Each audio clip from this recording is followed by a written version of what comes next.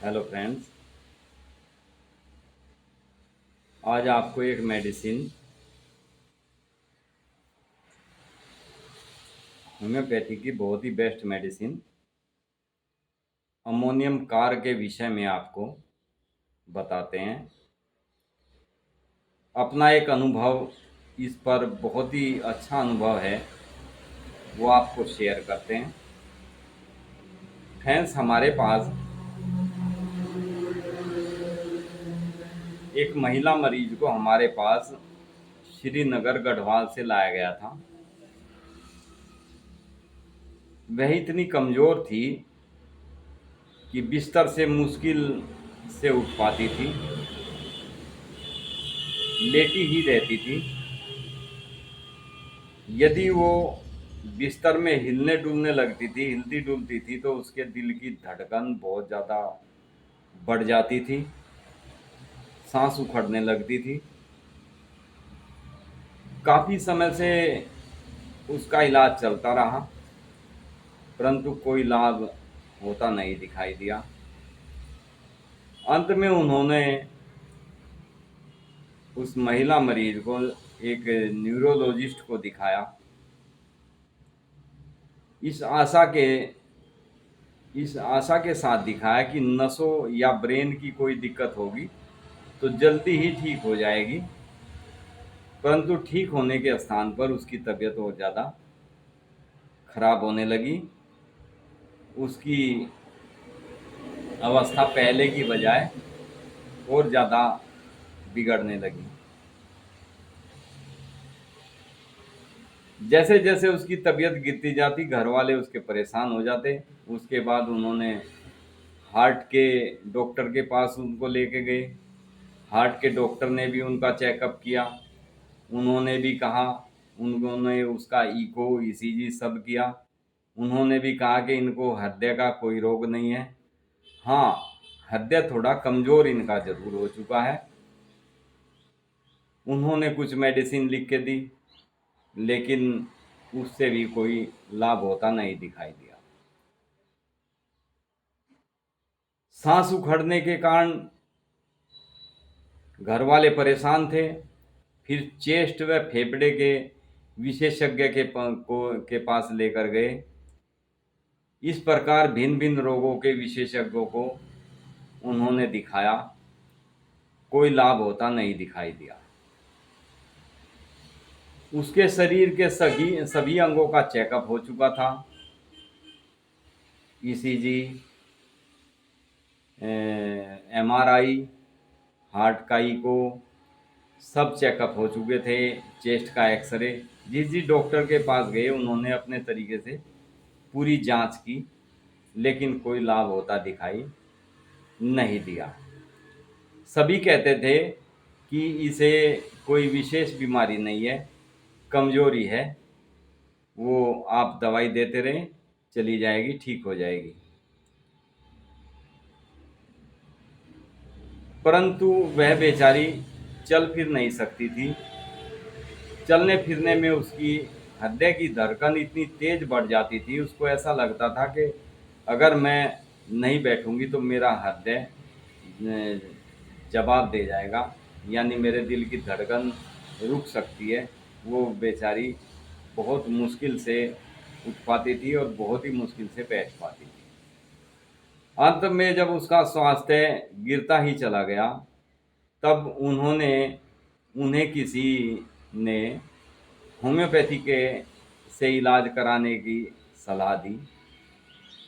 वे homeopathy को बिल्कुल नहीं मानते थे, परंतु परंतु उनके रिश्तेदारों के कुछ ज़्यादा ही दबाव देने से वे इलाज कराने के लिए होम्योपैथिक से तैयार हो गए। परंतु उनके बहुत ही ज़्यादा रिश्तेदारों के दबाव से वे कहने लगे कि हम तो किसी होम्योपैथिक डॉक्टर को जानते भी नहीं, हर जगह इलाज करा कर थक थक चुके थे। तब उनके कुछ रिश्तेदार जो होम्योपैथिक मेडिसिन लेते थे, उन्होंने बहुत समझाया कि जब आप सब चेकअप करा चुके हैं, सब स्पेशलिस्ट, वे चाहे हार्ट के हों, चाहे चेस्ट के हों या न्यूरोलॉजिस्ट हो, आप सबको दिखा चुके हैं, तो एक बार होम्योपैथिक डॉक्टर को दिखाने में हर्ज ही क्या है।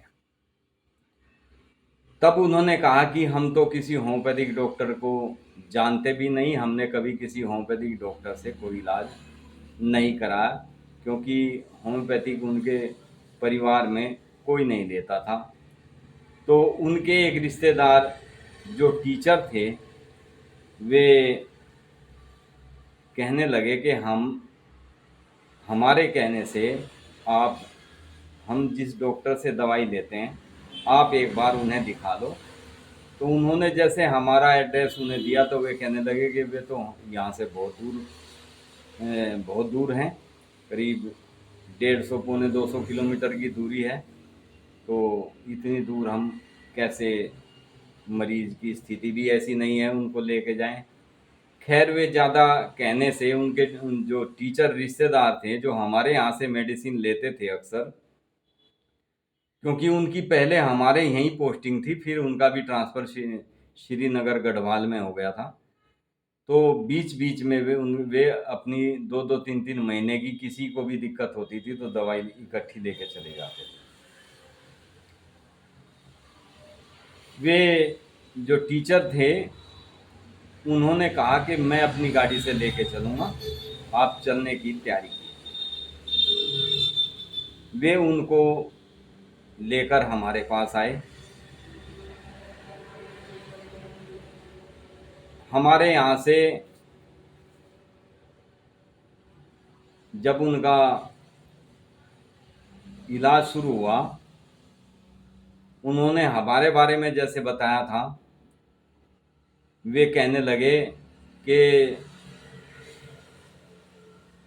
दूरी कुछ नहीं होती, जब किसी चीज़ का, किसी बीमारी का इलाज कराना होता है, कोई बीमारी जब हमारे शरीर में प्रवेश कर जाती है, तो कहाँ श्रीनगर, कहाँ दिल्ली तक भी पेशेंट को लेके जाते हैं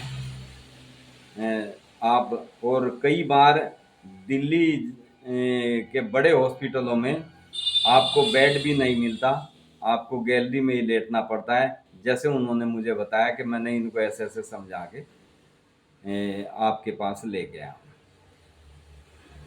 समझाने पर वे मान गए और हमारे पास मरीज को लेकर आने के लिए तैयार हो गए।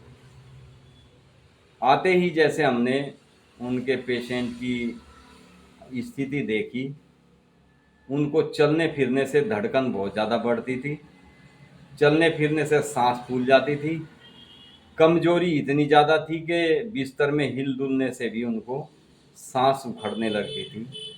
इन सब सिम्टम्स के देखते हुए हमने उनके लिए अमोनियम कार्ब मेडिसिन का चयन किया। हमने उन्हें अमोनियम कार्ब 30 पोटेंसी में कुछ दिन की दवाई बना के दी। वे कहने लगे कि सर, हमें तो बहुत दूर पड़ता है, आप हमें कम से कम 2-1 महीने की दवाई तो ज़रूर दें।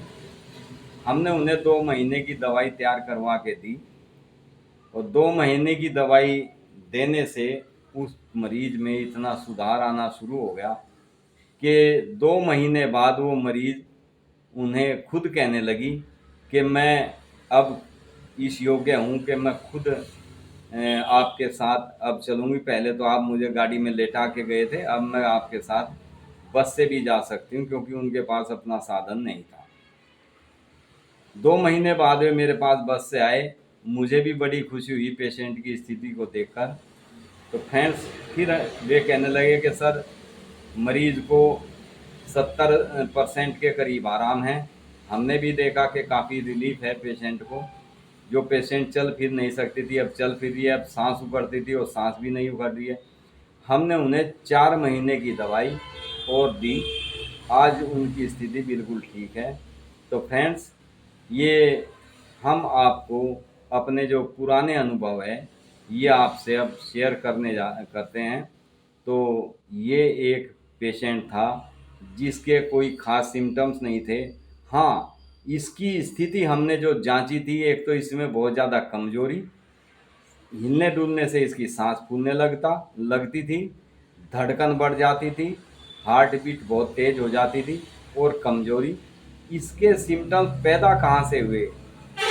उस महिला के जो हमने सिम्टम्स रीड किए, उनको कभी पहले, बहुत पहले बुखार हुआ था।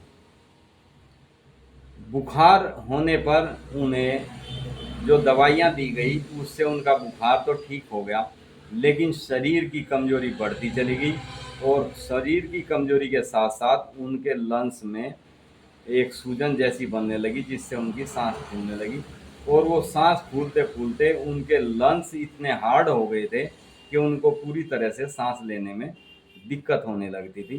एक अस्थेमेटिक पेशेंट जैसी उनकी स्थिति हो चुकी थी। ये सब सिम्टम्स रीड करते हुए हमने उस पेशेंट को अमोनियम कार्ब दिया और आज वो पेशेंट बिल्कुल स्वस्थ है, बिल्कुल ठीक है।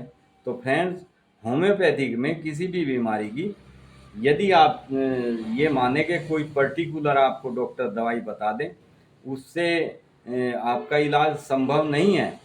आपके सिम्टम्स डॉक्टर देखते हैं और आपके सिम्टम्स यानी लक्षणों के आधार से आपको मेडिसिन दी जाती है, तो पेशेंट दिन प्रतिदिन स्वस्थ होता चला जाता है।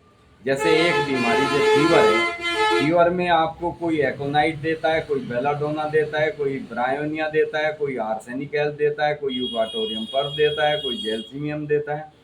इसी तरह से यदि आप एक कुशल डॉक्टर के पास अपना ट्रीटमेंट कराते हैं, तो डॉक्टर इन इतनी दवाइयों में से आपके लिए एक मेडिसिन का चयन करेगा और वो मेडिसिन, सिंगल ही मेडिसिन आपको हमेशा हमेशा के लिए उस बीमारी से निजात दिला देती है। जल्दी से वो बीमारी दोबारा आपकी बॉडी पर अटैक नहीं करती। तो फ्रेंड्स, होम्योपैथिक कि कोई भी दवाई आप ये मत समझे कि इसकी एक बीमारी के लिए पर्टिकुलर एक ही मेडिसिन है। जैसे साइटिका के लिए हम कोलोसिन सबसे बेस्ट मेडिसिन है। कोलोसिन हम देते हैं पेशेंट को। कोलोसिन पे मैंने वीडियोस भी डाल रखी है, आप देखना वीडियो, 2-3 वीडियो कोलोसिन पे डाल रखी है मैंने।